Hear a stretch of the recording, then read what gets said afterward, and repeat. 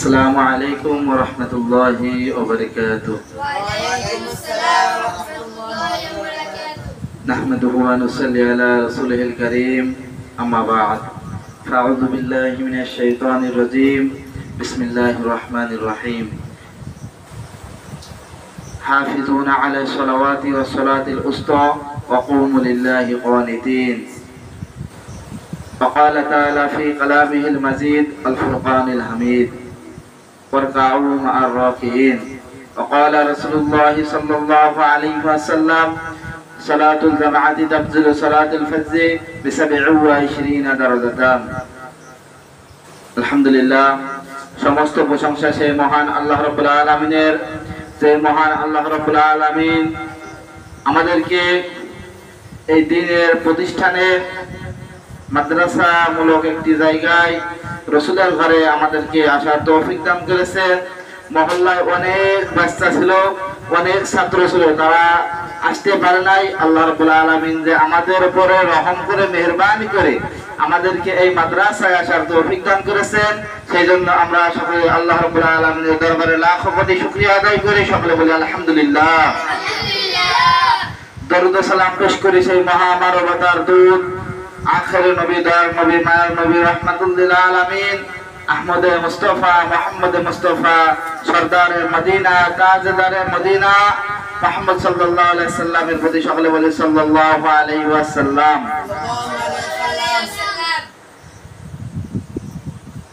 নামাজ সংক্রান্ত কিছু কথা তোমাদের উদ্দেশ্যে বলবো ইনশাআল্লাহ।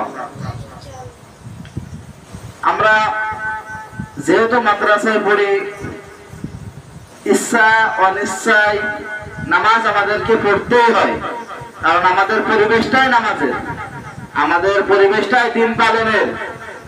এই জন্য নামাজ আমাদের পড়াই লাগে।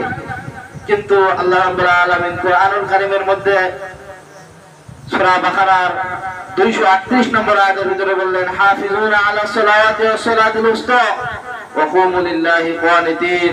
তোমরা নামাজের প্রতি যত্নবান হও, বিশেষ করে মধ্যবর্তী নামাজে তোমরা বেশি করে যত্নবান হও। আর এক আয়াতের ভিতরে আল্লাহ রাব্বুল আলামিন বললেন, ওয়ারকাউ মা'আর রাকিন। তোমরা রুকুকারীদের সাথে রুকু করো, অর্থাৎ জামাতের সাথে নামাজ আদায় করো।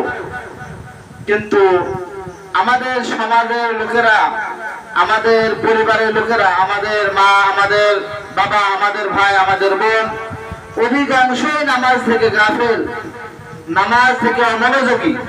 এই জন্য আমরা নামাজ তো পড়ি, আমরা অবশ্যই নামাজের প্রতি যত্নবান হব এবং আমাদের পরিবার পরিজনকে, আমাদের প্রতিবেশীদেরকে, আমাদের গ্রামবাসীদেরকে এই নামাজের দিকে আহ্বান করব। এই জন্য আল্লাহ রাব্বুল আলামিন যে ব্যক্তি বিনা নামাজ হিসেবে বেনামাজি হয়ে কবরের মধ্যে যাবে, মৃত্যুবরণ করবে, আল্লাহ রাব্বুল আলামিন তার কবরে 3টি শাস্তি দেবেন। কয়টা? 3টা শাস্তি দেবেন তার কবরে।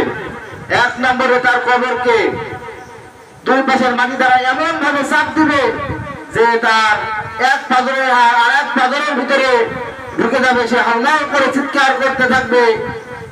আর তার এই চিৎকার পৃথিবীর জিন এবং ইনসান ব্যতীত সমস্ত হায়াওয়ান জানোয়ার তার এই চিৎকারের আওয়াজ শুনতে পাবে। 2 নম্বর শাস্তি হচ্ছে, আল্লাহ রাব্বুল আলামিন বেনামাজিকে যখন কবরের ভিতরে রাখা হবে তখন তার কবরটা আগুন দ্বারা ভরপুর করে দেবে। এই আগুন কেমন আগুন হবে?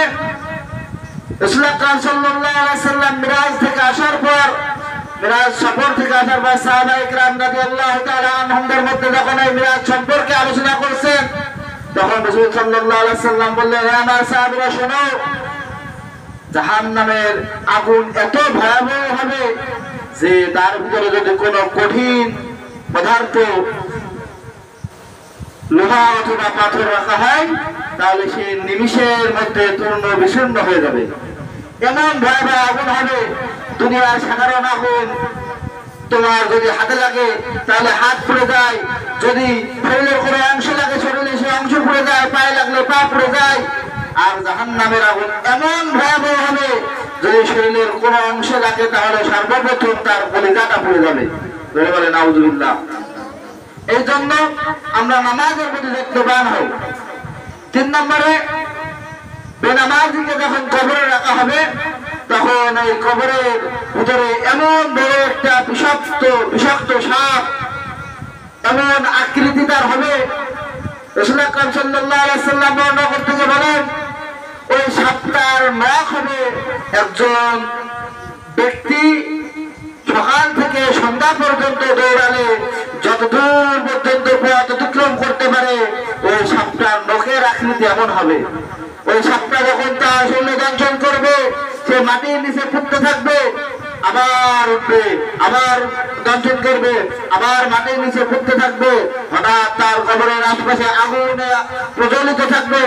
তখন সে হঠাৎ দেখতে পাবে একজন জাহান্নামের একটা ফেরেশতা, আযাবের ফেরেশতা তার পাশে বিশাল আকৃতিতে দাঁড়িয়ে আছে, আর বিশাল একটা ডান্ডা হাতে করে সে যখন তার পাশে দাঁড়িয়ে আছে, সে দেখে ভীত সন্তুষ্ট হবে।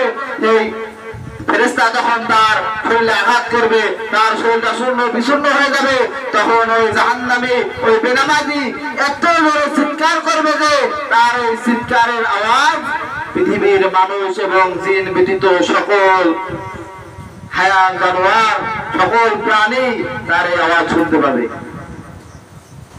এই জন্য আমরা নামাজের প্রতি যত্নবান হই।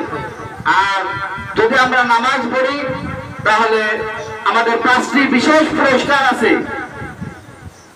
এমন 5টি পুরস্কার, এই পুরস্কার যদি সে বুঝতে পারত, অনুভব করতে পারত যে নামাজের কারণে আল্লাহ রাব্বুল আলামিন আমাকে এই 5টি পুরস্কার দিবেন, তাহলে কোন মানুষের দ্বারা এক ওয়াক্ত নামাজ কাজা করা সম্ভব হতো না। এই জন্য 1 নম্বর পুরস্কার নামাজি ব্যক্তির দেওয়া হবে, দুনিয়ার বুকে যত রুজি রোজগারের ব্যবস্থা আছে তার প্রয়োজনীয় রুজি রোজগার আল্লাহ রাব্বুল আলামিন সমস্ত রুজিকে তার মিটাইয়া দিবে। আর দুনিয়াতে যত পেরেশানি আছে, দুনিয়ার সকল হালাত তার জন্য সহজ করে দিবে। 2 নম্বর, আল্লাহ রাব্বুল আলামিন নামাজি ব্যক্তিকে 2 নম্বর পুরস্কার দিবেন, তাকে যখন কবরে রাখা হবে তার কবরের আযাবকে মাফ করে দিবেন। বেনামাজির কবরে যে 3টি আযাব হতো, 1 নম্বর কবর আগুন দ্বারা বেষ্টন করা হবে, 1 নম্বরে মাটি দ্বারা চাপ দেওয়া হবে, 2 নম্বরে আগুন দ্বারা বেষ্টনী করা হবে, 3 নম্বরে একটি বিষধর সাপ দেওয়া হবে। এই 3টা শাস্তি থেকে তাকে মুক্ত করা হবে এবং তার কবরকে এত প্রশস্ত করা হবে, তার 2 নজর যত দূর যায় তত দূর পর্যন্ত তার কবরকে প্রশস্ত করা হবে, আর জান্নাতের নাজ নেয়ামত ভোগ করতে থাকবে। সুবহানাল্লাহ। সুবহানাল্লাহ। 3 নম্বর পুরস্কার, কিয়ামতের এই কঠিন ময়দানে আল্লাহ রাব্বুল আলামিন তাকে ডান হাতে আমলনামা দেবে, আর যার ডান হাতে আমলনামা দেওয়া হবে সে নিশ্চিত জান্নাতে, এতে কোনো সন্দেহ নাই। আর মালিক ইয়াউমিদ্দিন, কিয়ামতের এই কঠিন ময়দানে একমাত্র বিচারের মালিক কে? আল্লাহ। আল্লাহ ছাড়া কোনো বিচারের মালিক নাই। এই সমগ্র জমিন হবে কিয়ামতের ময়দান, আর ওই সিরিয়ার ময়দান হবে আল্লাহ রাব্বুল আলামিনের বিচারালয়, মহা কার্যালয়, প্রধান বিচারালয় আল্লাহ রাব্বুল আলামিনের আরশে আজিম ওই সিরিয়ার ময়দানে হবে। আল্লাহ রাব্বুল আলামিন কিয়ামতের ওই ময়দানে কঠোরভাবে হুঙ্কার দিয়ে বেনামাজিদেরকে, জাহান্নামীদেরকে, বদ আমল আলাদের উদ্দেশ্য করে এমন কঠোর গর্জন করবেন যে সকলে থরথর করে কাঁপতে থাকবে। হাজার হাজার কোটি কোটি কোটি কোটি মানুষ সেদিন উলঙ্গ, নারী পুরুষ উলঙ্গ হয়ে থাকবে। আল্লাহ রাব্বুল আলামিন সেদিন হুঙ্কার দিয়ে বলবেন, আজকের এই বিচার দিনের মালিককে? মালিক ইয়াউমিদ্দিন। কিয়ামতের এই কঠিন ময়দানে আল্লাহ রাব্বুল আলামিন জাহান্নামীদের উপর রাগান্বিত হয়ে বলবে, আজকের এই বিচার দিনের মালিক মহামণ্ডিত রাগান্বিত আল্লাহ। এই জন্য আমরা নামাজের প্রতি ইহতিমাম করি। 4 নম্বর পুরস্কার, আল্লাহ রাব্বুল আলামিন যে ব্যক্তি নামাজ আদায় করবে, ঠিকমতো নিয়মিত নামাজ আদায় করবে, তার 4 নম্বর পুরস্কার হচ্ছে ফুলসিরাতের রাস্তা সহজভাবে বিদ্যুতের গতিতে তার ফুলসিরাতের রাস্তা পার করে দেবে। 5 নম্বর পুরস্কার, আল্লাহ রাব্বুল আলামিন তাকে বিনা হিসাবে জান্নাত দান করবে। 5 নম্বর পয়সা কি বিনা হিসাবে জান্নাত দান করবে। এইজন্য আমরা সবাই নামাজের প্রতি যত্নবান হই। নামাজ এমন ভাবে আঁকড়ে ধরি যেন আমি নামাজ ছেড়ে দিলেও নামাজ আমাকে ছাড়ে না। নামাজকে নিজের করে আপন মনে করে একান্ত ভাবে আমরা অবশ্যই নামাজকে আঁকড়ে ধরবো, যাতে যতদিন দুনিয়ার বুকে বেঁচে থাকি ততদিন নামাজ আমাদেরকে ছেড়ে না যায়। আমরা সকলে নামাজের প্রতি যত্নবান হই। এখানে এই সংক্ষিপ্ত আলোচনা নসিহত শেষ করছি। নাসরুম মিনাল্লাহি ফাতহুল করিম ওয়া বাশশিরিল মুমিনিন। আসসালামু আলাইকুম ওয়া রাহমাতুল্লাহ।